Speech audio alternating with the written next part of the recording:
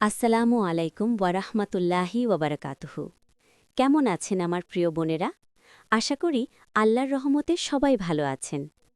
বোনেরা, একটু চোখ বন্ধ করে ভাবুন তো, কখনো কি এমন হয়েছে যে সারাদিন একটার পর একটা কাজ করে আপনি ভীষণ ক্লান্ত, পিঠটা ব্যথায় টনটন করছে।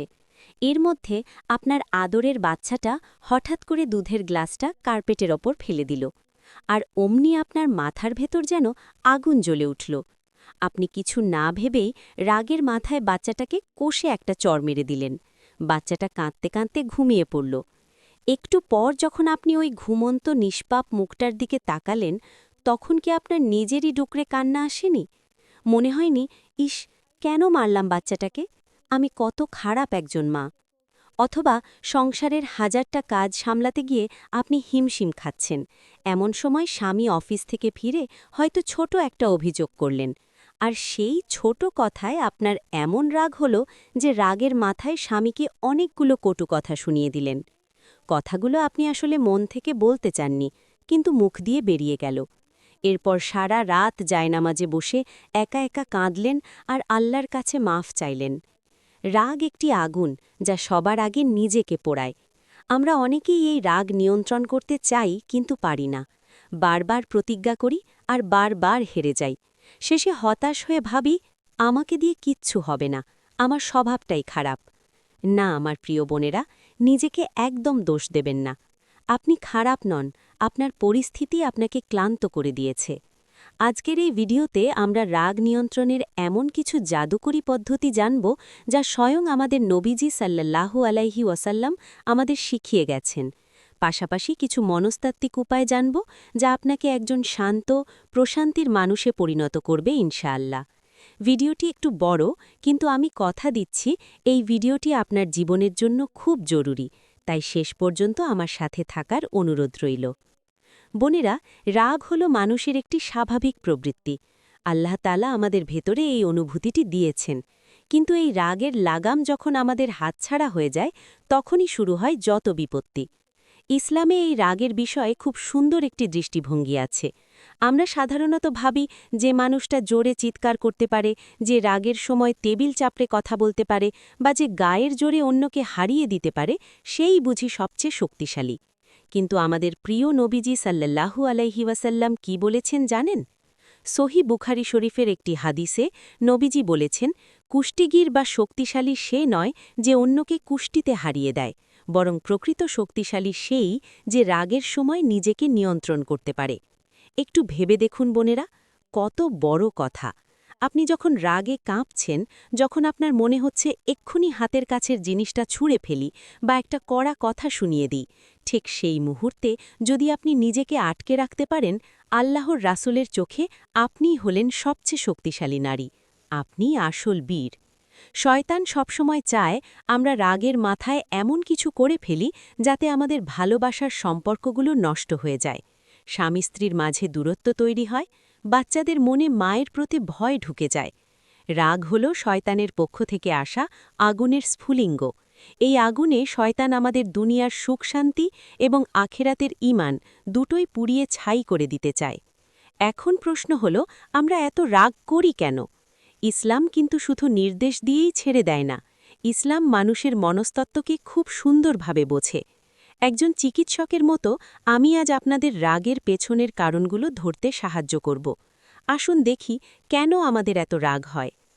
প্রথম কারণ, শারীরিক ও মানসিক ক্লান্তি।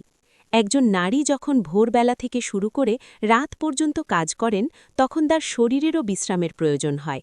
অনেক মায়েরাই রাতে বাচ্চাদের জন্য ঠিকমতো ঘুমাতে পারেন না। কর্মজীবী বোনেরা অফিস সামলে বাসায় এসে আবার সংসারের কাজ করেন। যখন আমরা পর্যাপ্ত ঘুম ও বিশ্রাম পাই না, তখন আমাদের ব্রেন ঠিকমতো কাজ করে না।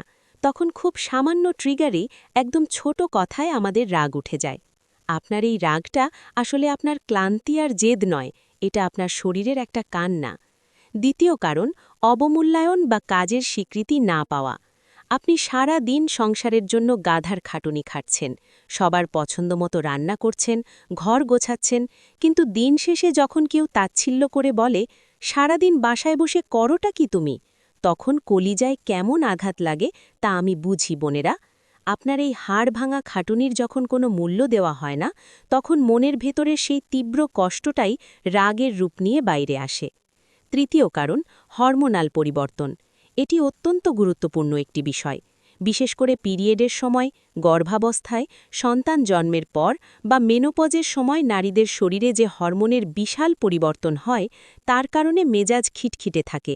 তখন অকারণেই কান্না পায়, অকারণেই রাগ হয়। ইসলাম এই বিষয়টিকে ভীষণ সম্মান করে। এজন্যই তো বিশেষ দিনগুলোতে আল্লাহ তাআলা মা বোনদের নামাজ ও রোজার মতো ফরজ ইবাদত থেকেও ছুটি দিয়েছেন। আল্লাহ বোঝেন আপনার কষ্ট, তাহলে আপনি কেন নিজেকে দোষ দেবেন? চতুর্থ কারণ, মনের কথা চেপে রাখা। আমরা মেয়েরা খুব চাপা স্বভাবের হই। কেউ কষ্ট দিলে বা খারাপ কথা বললে আমরা তা জমিয়ে রাখি, প্রকাশ করি না। দিনের পর দিন কষ্ট জমতে জমতে বুকের ভেতর একটা পাহাড় হয়ে যায়। পরে একদিন খুব সামান্য একটা বিষয় তা আগ্নেয়গিরির বিস্ফোরণের মতো রাগের মাধ্যমে বের হয়ে আসে। বোনেরা, আমরা তো কারণগুলো জানলাম। এখন আমরা জানব এর চিকিৎসা কী। নবীজি সাল্লাল্লাহু আলাইহি ওয়াসাল্লাম আমাদের জন্য রাগ নিয়ন্ত্রণের 5টি জাদুকরী উপায়ের কথা বলে গেছেন। আসুন সেগুলো ধাপে ধাপে জেনে নিই। 1 নম্বর আমল, আউযুবিল্লাহ পড়া।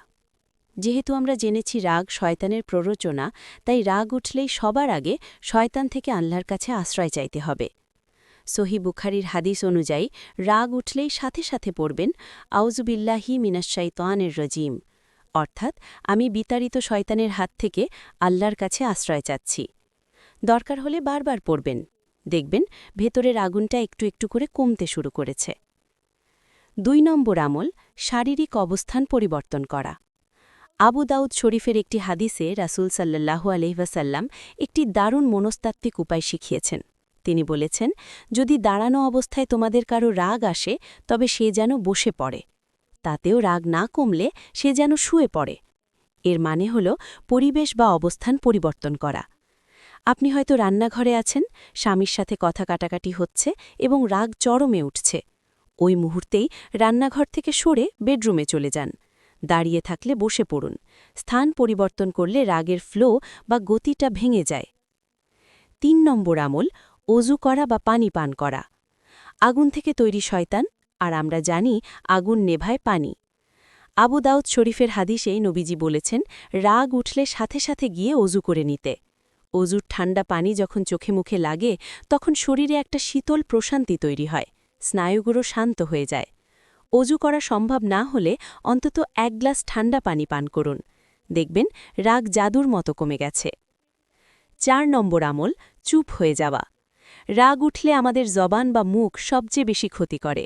আমরা এমন সব কথা বলে ফেলি যার জন্য সারা জীবন পচতাতে হয়। মুসনাদে আহম্মদ গ্রন্থের একটি হাদিসে নবীজি বলেছেন, যখন তোমাদের কারো রাগ আসে সে যেন চুপ থাকে। বোনেরা, রাগের সময় একেবারে বোবা হয়ে যান, দাঁতে দাঁত চেপে চুপ থাকুন। ওই সময়টাতে কোনো উত্তর দেবেন না। ভাববেন, আমি এখন যাই বলবো ভুল বলবো, তাই আমি এখন কিচ্ছু বলবো না। এই একটি অভ্যাস আপনার সংসারকে অনেক বড় ভাঙনের হাত থেকে বাঁচিয়ে দেবে। 5 নম্বর আমল, মাফ করে দেওয়া এবং জান্নাতের আশা করা। সবশেষে, যে ব্যক্তি আপনার ওপর রাগিয়ে দেওয়ার মতো কাজ করেছে, তাকে আল্লাহর সন্তুষ্টির জন্য মাফ করে দেওয়া। জামে তিরমিজি শরীফের একটি হাদিসে নবীজি বলেছেন, যে ব্যক্তি রাগ করার বা প্রতিশোধ নেওয়ার ক্ষমতা থাকা সত্ত্বেও নিজের রাগ হজম করে নেয়, আল্লাহ তাআলা কিয়ামতের দিন তাকে সমস্ত সৃষ্টির সামনে ডেকে জান্নাতের যে কোনো হুর বা নেয়ামত বেছে নেওয়ার অধিকার দেবেন। সুবহানাল্লাহ! একবার ভাবুন তো, আজকের এই ছোট্ট রাগটা হজম করার জন্য কাল হাসরের ময়দানে আল্লাহ আপনাকে কত বড় সম্মান দেবেন।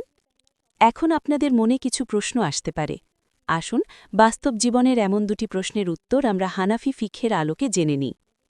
প্রথম প্রশ্ন, কেউ যদি বারবার আমাকে অন্যায়ভাবে অপমান করে, খোঁচা দিয়ে কথা বলে, তখনও কি রাগ করা হারাম? দেখুন বোনেরা, অন্যায়ের প্রতিবাদ করা বা নিজের সম্মান ও অধিকার আদায়ের জন্য দৃঢ়ভাবে কথা বলা ইসলামে সম্পূর্ণ জায়েজ। কিন্তু প্রতিবাদ করতে গিয়ে চিৎকার চেঁচামেচি করা, গালিগালাজ করা বা জিনিসপত্র ভাঙচুর করা ইসলাম সাপোর্ট করে না। আপনি শান্ত কিন্তু অত্যন্ত দৃঢ় গলায় আপনার অপছন্দের কথাটি বুঝিয়ে বলুন। নিজের একটা বাউন্ডারি বা সীমারেখা তৈরি করুন। দ্বিতীয় প্রশ্ন, রাগের মাথায় স্বামীকে তালাকের কথা বলে ফেললে বা আল্লাহর কসম খেয়ে বসলে কি হবে? আমাদের হানাফি ফিকহের অনুযায়ী ইসলামে তালাকের অধিকার সরাসরি পুরুষকে দেওয়া হয়েছে। মহিলারা মুখে তালাক উচ্চারণ করলেই তালাক হয়ে যায় না, তাই রাগের মাথায় স্বামীকে তালাক দিলে তার কোনো আইনি ভিত্তি নেই। তবে এটি একটি ভয়ঙ্কর গুনাহের কাজ এবং চরম বেয়াদবি। এ থেকে তওবা করতে হবে। আর রাগের মাথায় যদি কেউ কসম খেয়ে ফেলে এবং পরে সেই কসম ভেঙে ফেলে, তবে তাকে কসম ভাঙার কাফফারা আদায় করতে হবে। তাই বোনেরা, রাগের সময় মুখ বন্ধ রাখাটাই হল সবচেয়ে নিরাপদ। ইসলামী সমাধানের পাশাপাশি আপনাদের জন্য আমার বোন হিসেবে কিছু মনস্তাত্ত্বিক টিপস বা পরামর্শ রইল। প্রথম টিপস, নিজের জন্য সময় বের করুন। বোনেরা, আপনি কোনো রোবট নন। সারাদিনে অন্তত ২০টা মিনিট সব কাজ ফেলে শুধু নিজের মতো করে কাটান। এই সময়টায় আপনি কোরআন তেলাওয়াত করতে পারেন, বারান্দায় বসে ১ কাপ চা খেতে পারেন বা পছন্দের কোনো বই পড়তে পারেন। নিজেকে রিচার্জ করুন। দ্বিতীয় টিপস, ৩ সেকেন্ডের রুল মেনে চলুন। রাগের সময় ৩ সেকেন্ডের রুল খুব কাজ করে। কেউ আপনাকে রাগানোর মতো কথা বললে সাথে সাথে উত্তর না দিয়ে মনে মনে ১, ২, ৩ গুনুন। জোরে একটা লম্বা শ্বাস নিন এবং ছাড়ুন। এই ৩ সেকেন্ডেই আপনার ব্রেন লজিক্যালি চিন্তা করার সময় পেয়ে যাবে এবং রাগের তীব্রতা অনেকখানি কমে যাবে। তৃতীয় টিপস, দৃষ্টিভঙ্গি বদলান। আপনার বাচ্চা বা আপনার স্বামী তারা কিন্তু আপনার শত্রু নন। বাচ্চার দুষ্টুমিগুলো সাময়িক, কিন্তু সে তো আপনার কলিজার টুকরা। স্বামী হয়তো রাগের মাথায় কিছু বলেছেন, কিন্তু দিনের শেষে তিনিই তো আপনার নির্ভরতার জায়গা। তারা আপনার জান্নাতের পথ। তাদেরকে মাফ করতে শিখুন। দেখবেন নিজের মনটাই সবচেয়ে বেশি হালকা লাগছে। ভিডিওর একদম শেষ পর্যায়ে চলে এসেছি আমরা। আসুন আমরা আমাদের রবের কাছে একটু হাত তুলি, একটু কায়মনোবাক্যে দোয়া করি। হে আল্লাহ, হে আমাদের রব্বুল আলামিন, আপনি তো অত্যন্ত সহনশীল ও ক্ষমাশীল। আপনি তো পরম দয়ালু। দয়া করে আমাদের অন্তর থেকে সমস্ত অহেতুক রাগ, জেদ আর ক্ষোভ দূর করে দিন। হে আল্লাহ, আমাদের জবান ও আমাদের হাত থেকে আমাদের পরিবারকে, আমাদের আদরের সন্তানদেরকে এবং আমাদের স্বামীদের নিরাপদ রাখুন। আমাদের অন্তরকে প্রশান্ত করে দিন মাবুদ। শয়তানের ধোঁকা থেকে আমাদের সংসারগুলোকে হেফাজত করুন। আমাদের প্রত্যেকটি বোনকে আপনি খাদিজা এবং আয়েশা রাদিয়াল্লাহু আনহুমার মতো ধৈর্যশীল ও উত্তম চরিত্রের অধিকারী বানিয়ে দিন। আমিন ইয়া রাব্বাল আলামিন। প্রিয় বোনেরা, ভিডিওটি যদি আপনাদের একটুও উপকারে আসে তাহলে এখনই কমেন্ট বক্সে লিখুন, ইয়া আল্লাহ, আমাকে রাগ নিয়ন্ত্রণ করার শক্তি দান করো। রাগ একটি স্বাভাবিক রিপু ঠিকই, কিন্তু এর ক্ষতিকর প্রভাব থেকে বাঁচতে এই ভিডিওটি আপনার পরিবারের অন্য নারীদের সাথে, আপনার প্রিয়জনদের সাথে বেশি বেশি শেয়ার করুন। হয়তো আপনার একটি শেয়ারে কোনো এক বোনের সংসার ভাঙার হাত থেকে বেঁচে যাবে, কোনো এক মা তার সন্তানকে মারধরের হাত থেকে নিজেকে গুটিয়ে নেবে।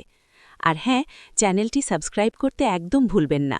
ইনশাআল্লাহ দেখা হবে পরবর্তী ভিডিওতে নতুন কোনো সমাধান নিয়ে। সে পর্যন্ত ভালো থাকবেন, সুস্থ থাকবেন, দিনের পথে থাকবেন। আসসালামু আলাইকুম ওয়া রাহমাতুল্লাহ।